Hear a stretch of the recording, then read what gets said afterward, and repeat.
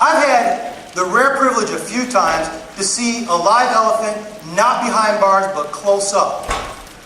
We're talking 24,000 pounds. And here's what floored me about them. Did you know that when they bring them out, you would think these huge elephants would have these large chains on them, but they don't. Often they have a very small chain that you and I could break, or maybe a little wire. And so one time I asked somebody, why is that? He goes, well, let me explain to you how elephants are trained. When they're small, you put a large chain on them, and you force them to go beyond the length of the chain. And they can't do it. But they fight and they try to do it, and then eventually they get tired, they give up, then you get them to do it again, and they get tired and they give up, and you get them to do it again, and then an interesting thing happens. The more they try to do it, the smaller the chain you need. And as they grow older, it gets to the point where you really don't need a chain at all. All you need is a string or a small chain with enough resistance to remind the elephant of his previous failures. Now, let me ask you this. If you can train a 24,000-pound elephant by reminding it of its past failures, how much more can you and I be trained that way? How much more can you and I be stuck and trained by the chains? You know what happens when you're trained by the chains? You start shooting for lower goals. You ever done that? You know, when you were younger, you wanted to be a fireman or an astronaut or a policeman. You know, when you got to high school, you just wanted to get out of high school, get a career. And you know, somewhere around 25 or 30, you just wanted a job where you weren't underappreciated. Then somewhere around 40, you just wanted your kids to go to bed at 9 o'clock. Right? Let me share a story. I wish this wasn't true, but it is. A number of years ago, I had just completed a workshop, a weekend workshop in Iowa, and I was on my way to a training seminar in Wisconsin Dells. And so me and a colleague of mine and our families, we decided we'd go up a night early. We weren't going to get there till like 11 o'clock. We just find a cheap hotel, because my colleague was very cheap. And we would spend the night, get up, have to check out at 5 in the morning. And so we decided to go to a Motel 6, because somewhere back in the day, Motel 6 got its name for being $6. So we go to the Motel 6 in the Wisconsin Dells.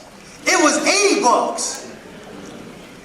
My colleague starts, hey, we got to get out of here. He starts asking around, and they said, well, our head housekeeper, she actually has her own motel. I'll call her, see if there's any rooms available. He calls her, yeah, you can go over there. We go over there, and it was different.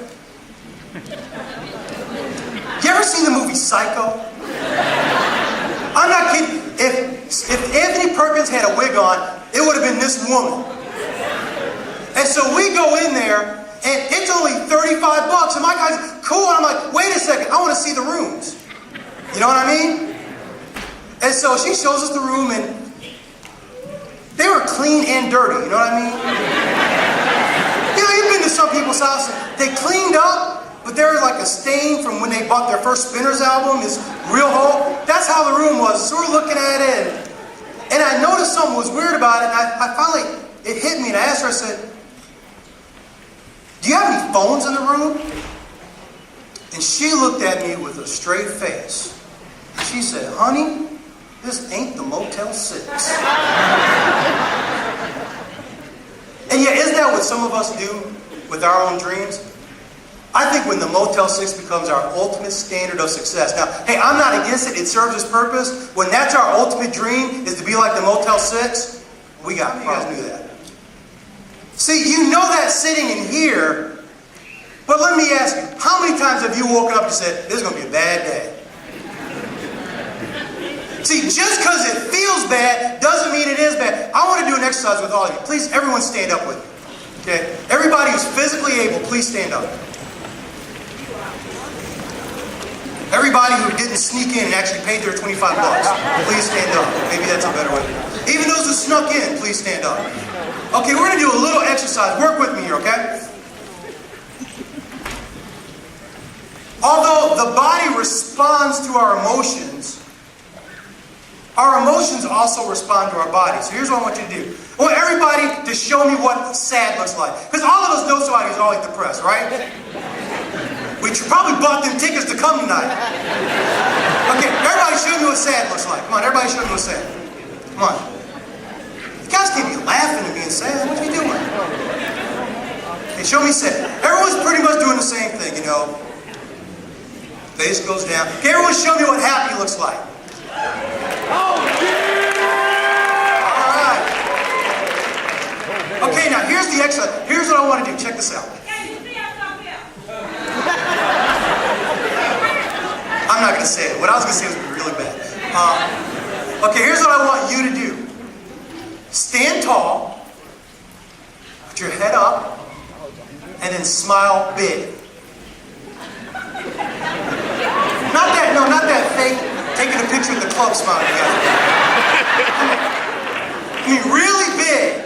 Bears won the Super Bowl. Yeah. You hit the lotto. You finally found Mr. and Mrs. Right. You didn't get married. You know, whatever it takes to get you happy. Think that way.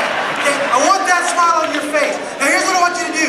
Same posture, head up, same smile. Think of something depressing. But don't stop smiling.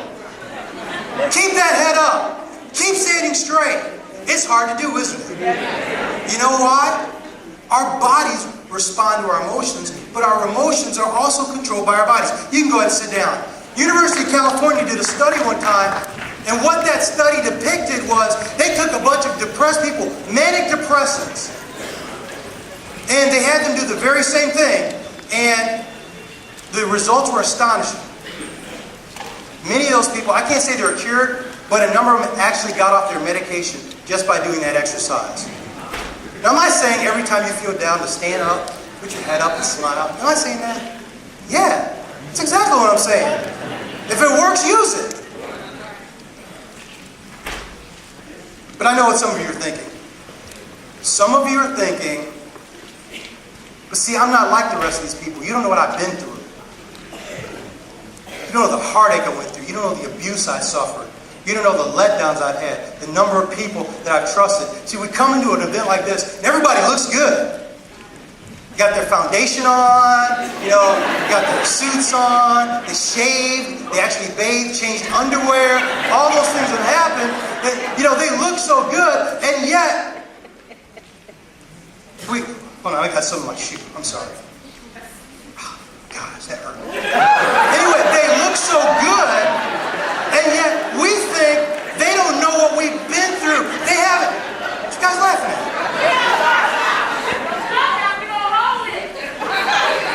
Thank you. And see, we think that we're the only people that have been through it because no one else looks like we feel. It is hot. I got 2 suits on. I'm hot. I'm sorry. I'm burning up in here. I'm going to take my jacket off. Is that okay?